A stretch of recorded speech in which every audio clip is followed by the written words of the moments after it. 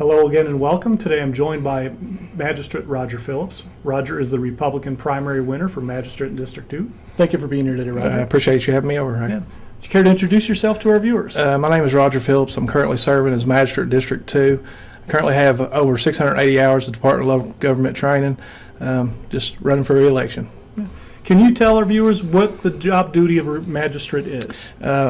What I feel like the job duty is the voice of District 2. I feel like I'm the voice. They elect me to voice their opinions on issues. And of course, you've been, like you said, this is your fourth term, going for your fifth. You've seen 16 budgets through the years. What are your thoughts on the budget process? And you're very well versed. Do you see anything down the line that may be considered cut, or how you can improve the budget? Well, after about a year and a half, 2 years ago, a few magistrates and a judge increased the occupational tax, which is give us a lot more extra money.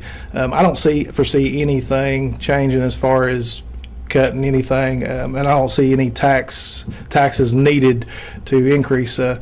We should be in great shape for years to come, unless something happens with the jail. If we decide to build a jail, I mean, something may have to change there. I'm not sure yet. Mm-hmm. And with your job and your history as a magistrate, what do you see in the future from McCreary County? What do you see are some opportunities? Well, we had some good news about a week ago with the expansion of Highway 92. I think that's going to bring us some prosperity. It's going to be a few years down the road before it's completed, but to get jobs in here, that's what it's going to take. You're going to have access to 75, and right now it's hard to compete with your closer counties. Mm-hmm. And on the other side of the coin, what are some issues that you see that you would like to see addressed? As far as what do you mean as far as issues? Any problems that you? Well, I'd like to see the jail problem fixed.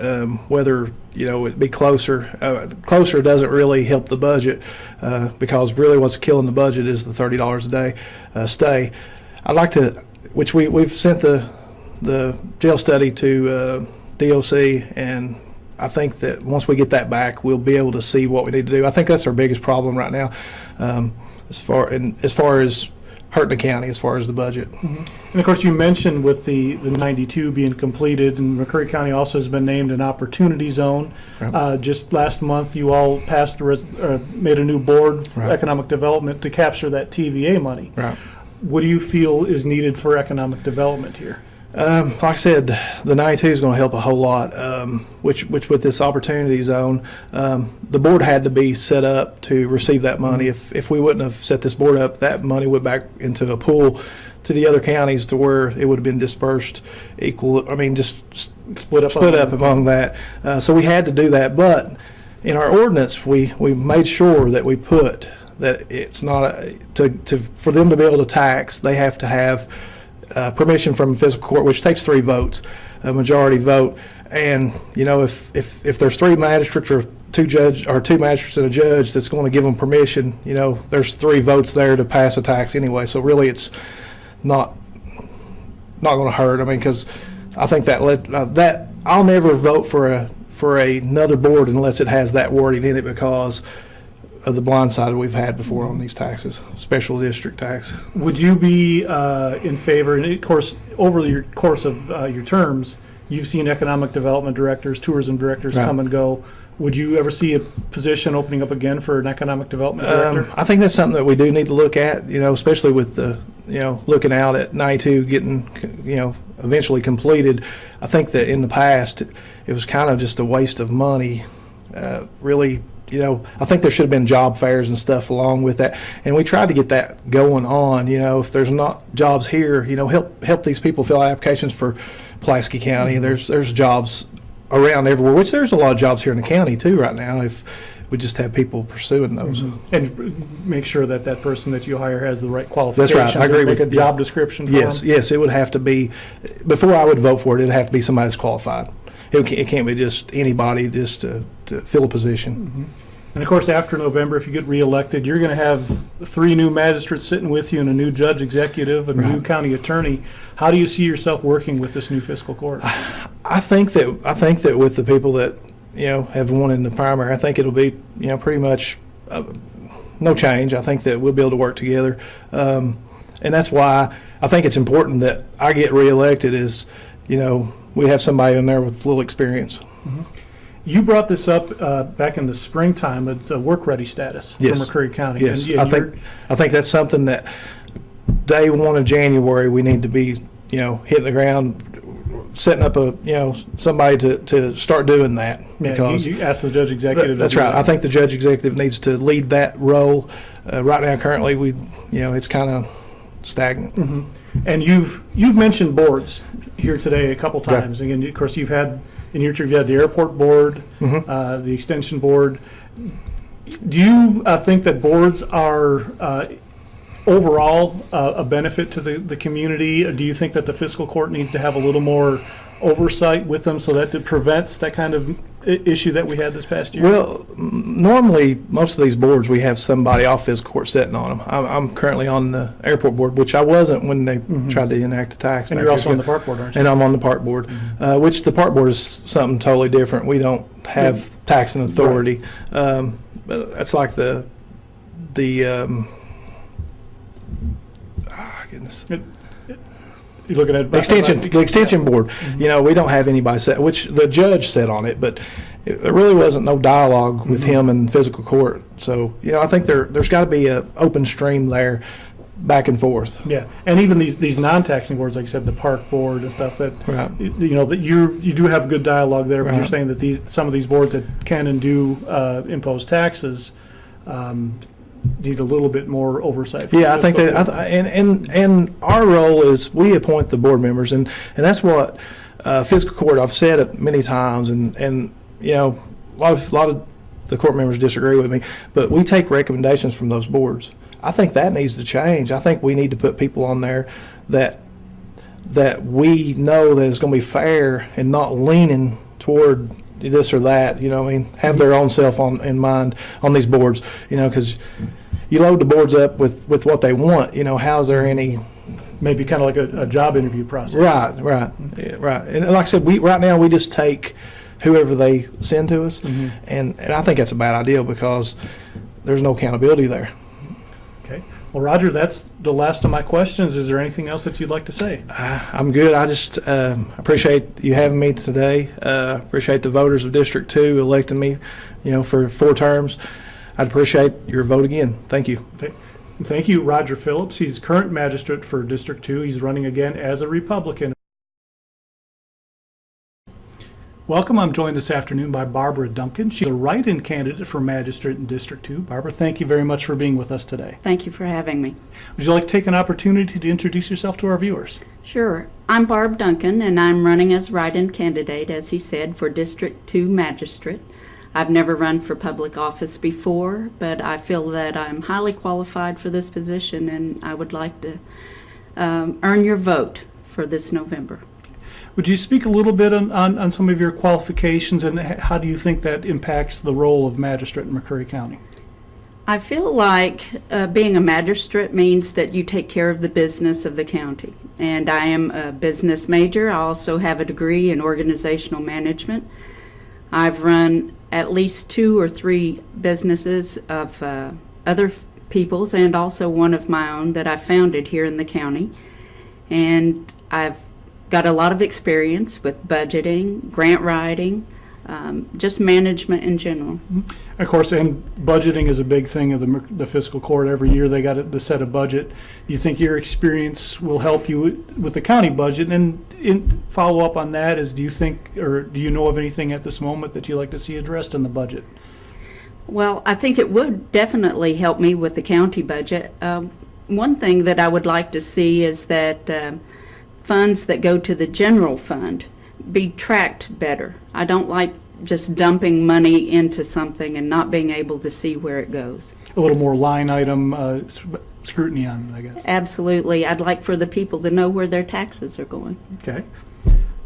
What do you think are some opportunities in McCreary County that you'd like to address when you become magistrate? The first opportunity I would like to address is that we start working on getting a jail for our community. We've missed that. I think we pay out a lot of money to other counties that could go into our county, and I think probably we have thought too small when it comes to a jail. There are a lot of opportunities here, and I do have a plan that I'd like to lay out later in the election process. Okay. On the flip side of the coin, what are some issues you see moving forward? Well, of course, our revenues. We always lack revenue, and we need to look at ways that we can increase revenue, and we also need to look at ways that we can decrease expenses. Okay. Fiscal court in the past has passed ordinances, and that's what fiscal courts do a lot, is pass laws for the citizens. Occupational tax, business license, garbage, etc. Do you feel that as the fiscal court, if you're going to pass an ordinance like that, that there should be enforcement of it? Or do you think if you can pass ordinances that don't have penalties on it? And as a follow-up on that, if you think it needs to be enforced, how do you think the county should go enforcing? First off, I don't think they should have passed a law that had a mandatory clause in it, especially knowing that you cannot collect from some people who cannot pay and some people who will not pay no matter what you do. As far as a code enforcement officer, I feel that is just adding to the wrongs. Two wrongs will not make this situation right. We should never pass laws in the first place that we don't have the capability to enforce. Okay. The McCreary County Fiscal Court just last month passed a new resolution. They appointed a new board, an economic development board. The purpose of that board is to capture money from the TVA bill that passed the legislature. And of course, by doing so, we'll get about $150,000, $160,000 a year towards economic development. We've also been named an opportunity zone by the governor. How do you feel the fiscal court should move forward with economic development? Do you feel that they need to hire an economic development director, and what kind of qualifications would you like to see for that position, if so? I would like to see an economic development director, and I think probably in the past we have set our sights too low on what the qualifications for that position should be. They need to be highly intelligent, and they should have some experience in this, and it should be proven experience. I also believe that it should be commission-based pay, just to give an incentive for them to do a good job for us. Do you think that necessarily we need to look inside McCreary County, or if there's a qualified applicant from, say, outside, would you be willing to look at somebody from outside the county? Certainly. If outside the county is where we get the best candidate for that job, then that's where I would want them to come from. If you win the election on November 6th, you will be a member of an entirely new fiscal court. We'll have a new judge executive, 4 new magistrates, a new county attorney. How do you think you would get along with the other magistrates in the fiscal court to get agendas across and make progress? I've never had a problem getting along with people, and I'm very work-oriented, and if given the opportunity, I'm sure that we can affect some good change. Okay. It came out recently that more and more counties are getting work-ready certification. McCreary County applied for it a few years ago, and then that effort kind of stalled. Do you think that is an issue that needs to be addressed, something that the fiscal court can help push forward in the future? I absolutely do. I hate that they dropped the ball on that. It's something that we should have been much further down the road on by this point, and so I'm hopeful that we can move forward with that. I think it's very necessary. And a part of my jail program that I have written out is to include training for certain inmates as they're released to have to meet certain educational standards, which will help them in turn to help us reach those goals. Okay. My final question is on the topic of boards. And of course, they've been in the news a lot the past couple of years, the Extension Board, but we have several other boards in this county, the Library Board, Soil and Conservation, the fire departments are boards. What role do you see boards are in the future of McCreary County, and do you think that a little more involvement by the fiscal court could maybe prevent something like that happened to the Extension Board over the past year? I do think it could have prevented a lot of these problems, and I would like to see the fiscal court take a more proactive role in dealing with the boards. Okay. That's my final question. Ms. Duncan, anything else that you'd like to address? Well, there are a few things that I would like to see. I'd like to see greater transparency with the fiscal court and with all the local offices so that the people have a better idea of what's actually going on here. I'd like to see a web page put up that a lot of this information could be posted on so that people will have greater access. Also, I'd like to see a no-kill animal shelter here in the county. There are plenty of grants out there, and I believe that if we set our minds to it, that we could get grants to have that here. And I would also like to see term limits, and that's something that I would push for, because I think it's very unfortunate that becoming a politician has become a career path, and I'd like to see that changed. We need fresh ideas and fresh faces. Okay. Well, Barbara, thank you very much for being here with us today. Well, thank you for having me. And once again, this is Barbara Duncan. She's a write-in candidate for Magistrate in District 2. And be sure to go out and vote on November 6th. Thank you very much. Thank you.